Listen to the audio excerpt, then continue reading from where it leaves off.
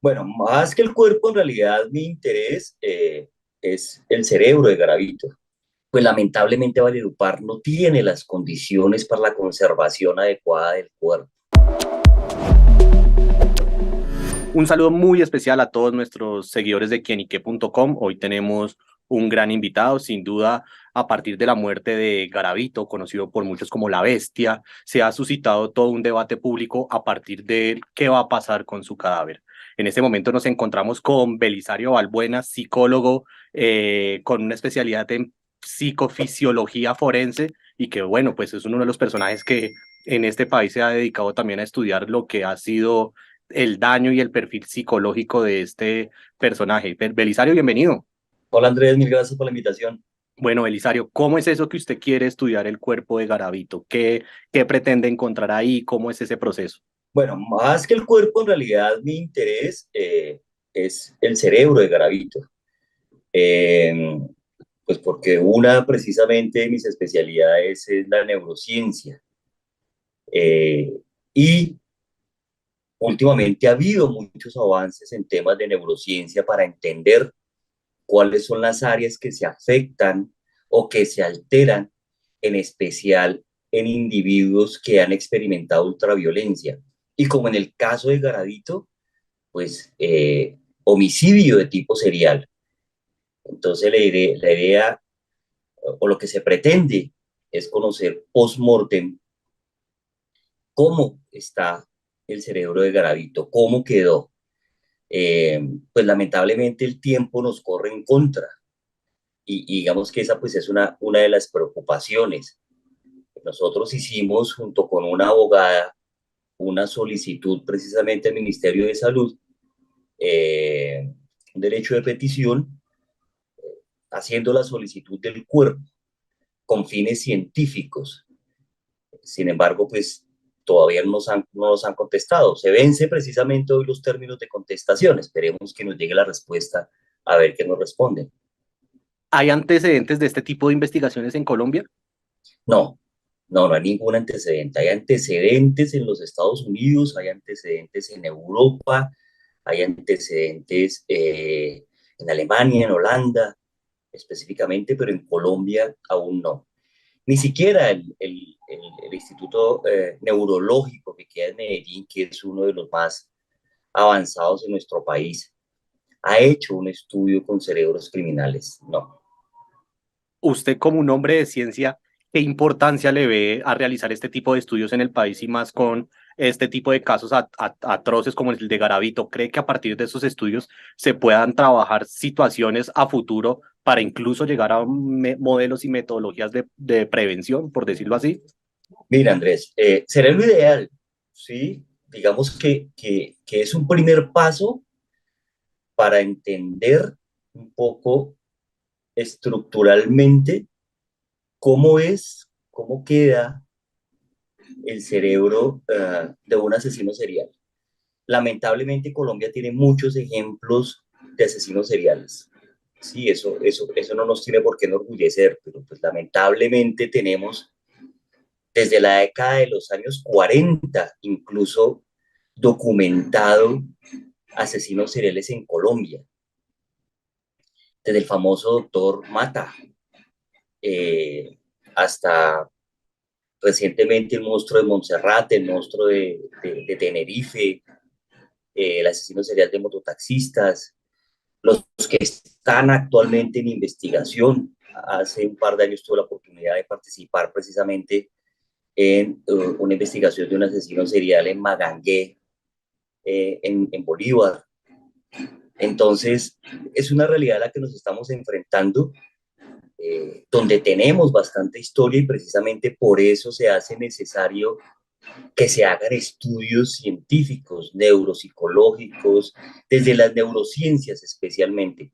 Yo creo que ese sería un primer paso eh, para contrastarlo con lo que ya dice la ciencia. Digamos que tal vez no descubramos nada absolutamente novedoso, pero sí algunas características particulares en relación con el cerebro de un asesino serial hecho y formado aquí en Colombia. Eh, que nos permita prevenir sería lo ideal, sería lo ideal porque ahí es donde precisamente evitaríamos que este tipo de monstruos se formen en un futuro. Y para eso tenemos que cruzar mucha información, no solamente a nivel neurológico, neuropsicológico, forense, sino también de la historia de estos personajes y de cómo es que se gestan, cómo es que se forma el monstruo, para precisamente trabajar y prevenir esos caldos de cultivo de formación de este tipo de sujetos. Belisario, a partir de que se conocieron las noticias del cuerpo de Garavito, que no lo ha reclamado, que incluso se está hablando también de que el cadáver está en descomposición porque se encuentra en Valledupar, estamos pasando por un tema de conservación también del cadáver y creo que usted también hace referencia a que estamos en horas cruciales para poder realizar esa investigación. Paralelo a eso, también se está circulando una versión de que la familia estaría buscando vender el cerebro justamente con esos fines de estudio. ¿Usted qué piensa de esto? Sí, es un tema complejo porque, primero, como usted muy bien lo dijo, pues lamentablemente Valledupar no tiene las condiciones para la conservación adecuada del cuerpo.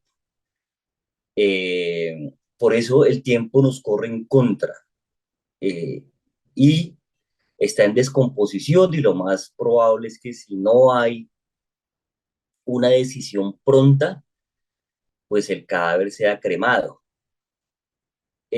La familia legalmente no puede vender el cuerpo. Eso sería incurrir en un delito de tráfico de órganos. Eso no puede hacerse. Lo que debe hacer es donarlo. Si ellos quieren obtener un beneficio económico, pues esa es una situación allá de ellos. Sí. Yo decía hace poco, precisamente hablando con un abogado, serían cosas que harían por debajo de la mesa. Ya hay conocimiento de que los familiares, en especial un familiar que es visible, Garavito, que es un sobrino, ha negociado muchas cosas de Garavito, ha sido como un manager de Garavito en varias situaciones. Entonces el interés económico no nos sorprende. Sin embargo, legalmente no es posible, no debería ser. Lo ideal, el deber ser, sería que donaran ese cuerpo precisamente para elementos o para aspectos de tipo científico. Esperemos a ver qué ocurre. Teniendo en cuenta también pues, este tema que estamos hablando de las condiciones que hay en Valledupar para la conservación de un cadáver y que usted nos dice que nos encontramos en horas cruciales, más o menos haciendo un cálculo aproximado, ¿hasta cuándo habría posibilidad de que de verdad hubiese una decisión y se pudiese, mejor dicho, pues tomar la decisión para que ustedes puedan sacar el beneficio de poder estudiar el cerebro de Garavito? André, nosotros esperamos de verdad que hoy tengamos una respuesta, a más tardar el lunes. Sí, yo estoy ahorita próximo precisamente a comunicarme con la doctora Casadiego, que fue la abogada que hizo el derecho de petición, eh, a ver qué respuesta hay, o si se puede de alguna manera insistir en que nos den pronta respuesta, porque estamos a días de que el cadáver se vuelva inservible. Sí, digamos, nosotros no podríamos esperar una semana más, ya no tendría mucho sentido en caso tal, eh, pues tener un estudio lo más adecuado posible del cerebro estructural. ¿Qué es lo que nos interesa saber? ¿Qué áreas de su cerebro están atrofiadas? Por ejemplo, nosotros podemos suponer que pueden ser los lóbulos frontales, ¿sí? Esta parte del cerebro, que hace parte de la corteza cerebral, que nos diferencia precisamente de los animales y que es la que nos permite las funciones ejecutivas, tomar decisiones, que es donde está la moral, por ejemplo, que es donde está la empatía. Entonces, si hay afectaciones en esa parte. En el sistema límbico, que es el de las emociones, la ciencia dice, la teoría científica, que en criminales ultraviolentos, la amígdala, que es la parte que maneja las emociones, en especial la emoción de la ira, eh, tiende a contraerse, es decir, es mucho más pequeña. Nos gustaría comprobar si eso se cumplió en el cerebro de Garavito.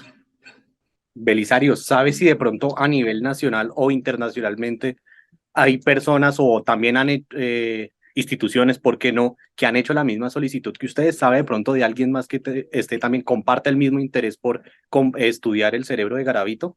No, internacionalmente no sabemos hasta ahora de ningún requerimiento. De hecho, el conocimiento que tenemos y que tiene la doctora Casariego es que los únicos que hemos elevado un derecho de petición haciendo esa solicitud hemos sido nosotros. No, no sabemos de ninguna otra solicitud que se haya hecho similar.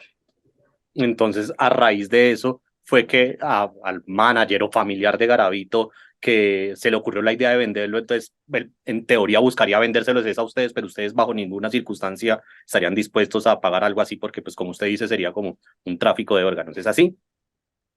Sí, sería una situación ilegal y eso no, evidentemente no es correcto, no se trata de eso. Listo. Belisario, sabemos que pues en vida también usted fue uno de los estudiosos de el perfil de Garavito, mejor dicho, también estuvo estudiando también sus comportamientos, sus actitudes y demás. ¿Qué nos puede decir de él? ¿Qué nos puede contar también de él, digamos, de el momento en el que cometía los crímenes? Ya luego una vez estuvo en cárceles a raíz de las distintas entrevistas, de acuerdo a lo que se veía, se podía decir que había algún tipo de arrepentimiento, o ya era una persona que de pronto había perdido como digámoslo así, el sentido común de lo que es bueno, lo que es malo, y simplemente andaba por ahí ya existiendo, por decirlo así. Varias cosas, Andrés. Usted me hace recordar varias cosas. La primera es mi interés por Garavito profesionalmente empieza precisamente en el año 99, después de que es capturado. Para esa fecha yo era funcionario del DAS, era profesional allí. Como psicólogo estaba trabajando bastante el tema de la psicología criminal. Entonces ahí empieza el interés al ver precisamente lo que en su momento fue todo el show que él dio en su confesión parcial además, porque así fue. Después empieza todo el estudio de su infancia, lo que se conocía de su infancia, de los presuntos maltratos, de un abuso sexual del cual él fue víctima más o menos en su adolescencia.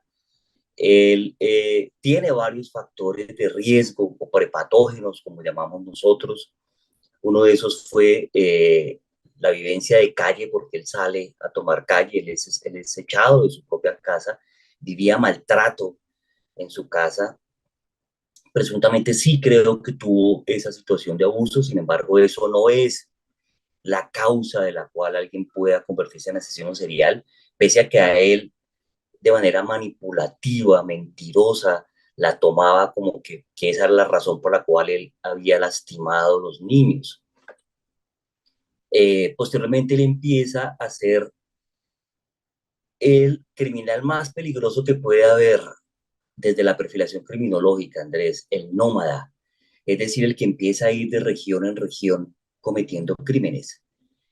Más peligroso porque tiene facilidad de victimología circunstancial, y porque es más difícil de detectar precisamente por la gran zona que recorre.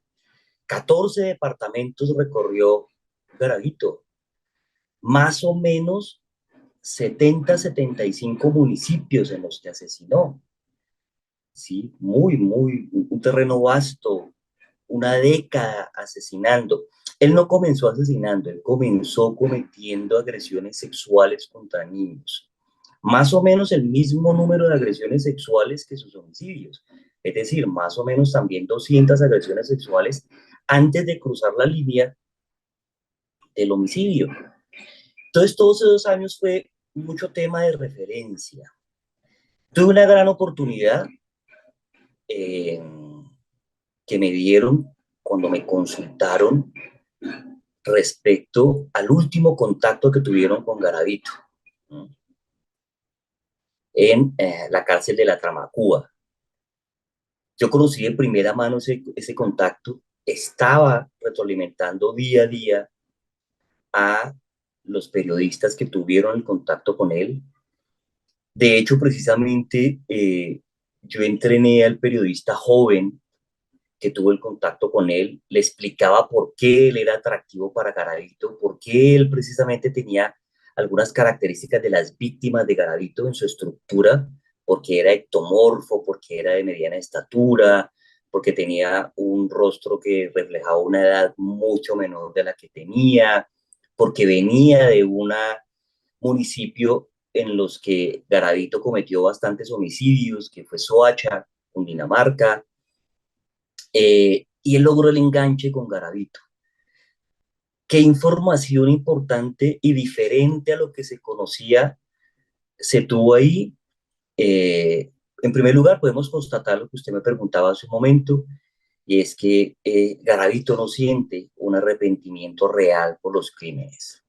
Él lo sigue justificando, ya no usa esa retórica mágico-animista de decir que era una voz del demonio que lo obligaba a asesinar. No, él ya tiene un poco más de introspección y reconoce que le hizo daño a esos menores, como los llama él.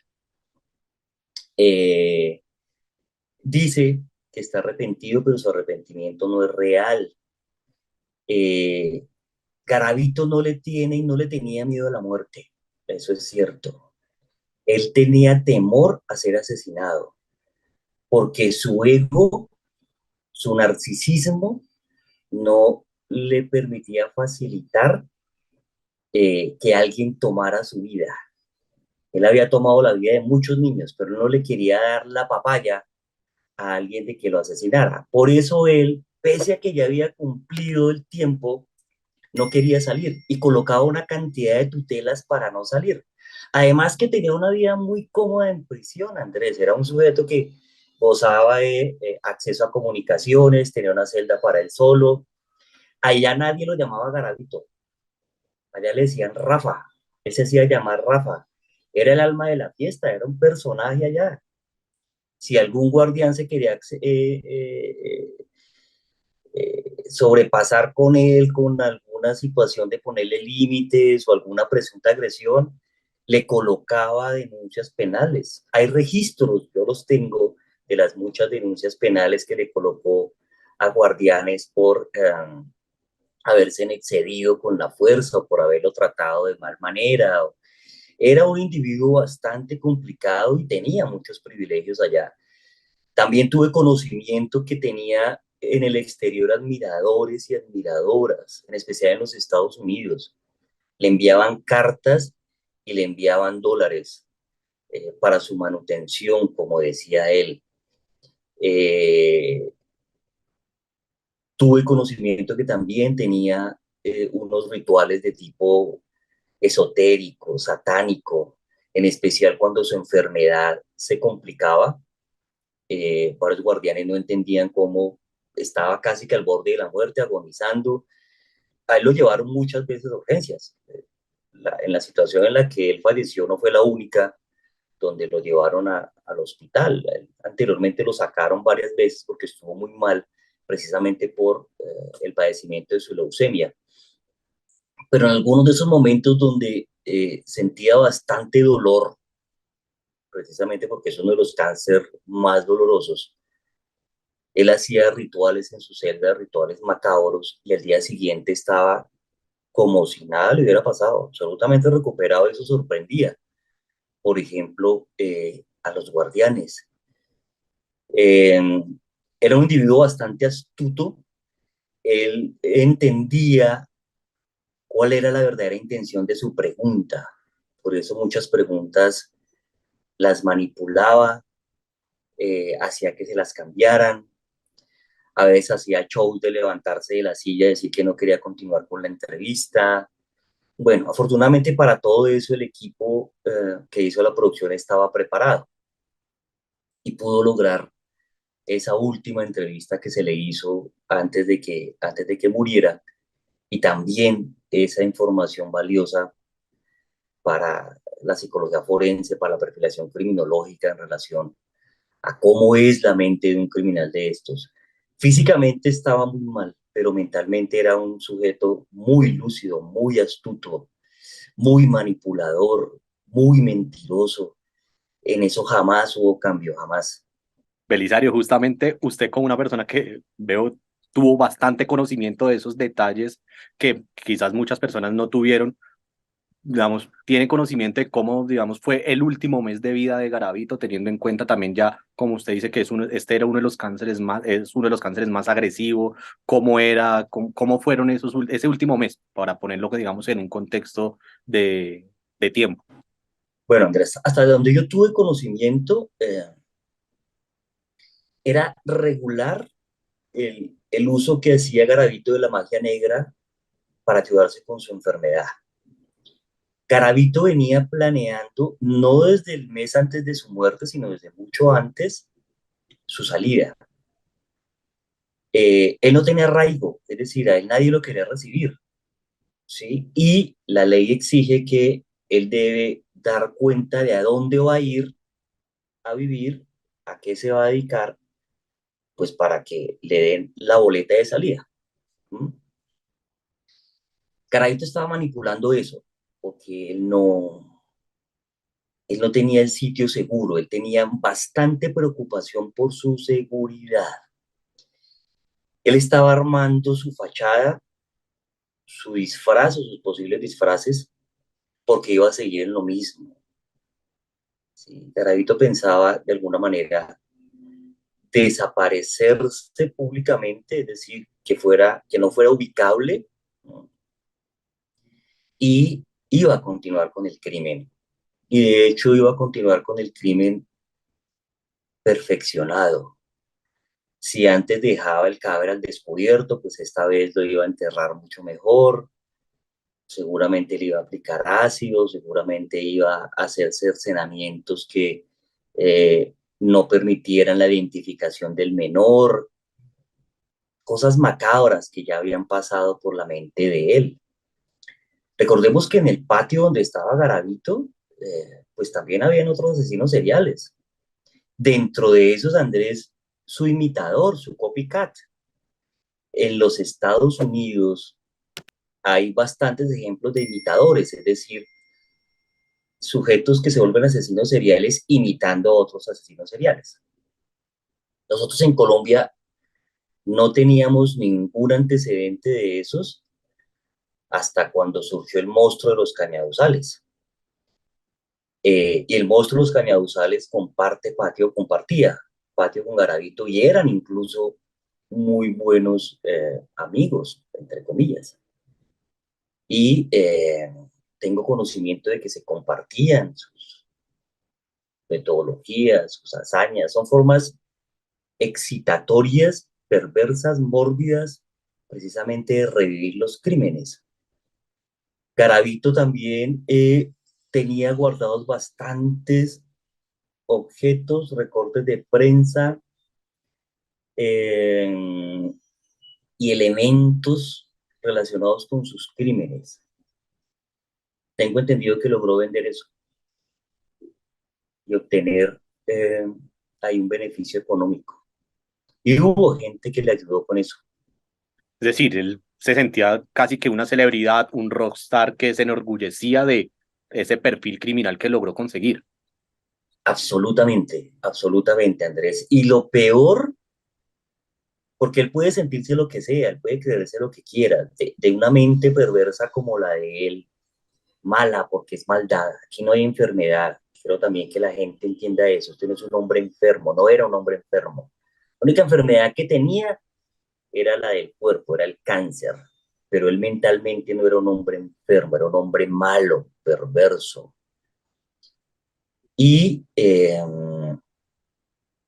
precisamente, pues no solamente fue un individuo que no se arrepintió jamás, sino que se sentía orgulloso de la cantidad de crímenes que había cometido, que se sentía, como usted muy bien lo acaba de decir, un rockstar y que lo admiraban. Es que de las cosas que me sorprendió fue ver cartas en inglés traducidas al español por una joven travesti, que le escribía apasionadamente, que decía que su vida era conocerlo a él, que lo admiraba, que creía en su inocencia. Eh, y me hacía recordar precisamente situaciones como la de Richard Ramírez eh, en los Estados Unidos, un asesino serial que tuvo una admiradora con la cual se casó en prisión y que también le escribía y le decía que creía en su inocencia. Ted Bundy, otro asesino serial muy prolífero en los Estados Unidos a quien le ocurrió algo similar. Eh, pero pues usted no alcanza a dimensionar que eso ocurra con un personaje como Garavito, y menos que tenga adeptos alrededor del mundo. Los tenía y eso lo hacía sentir a él grandioso, por supuesto.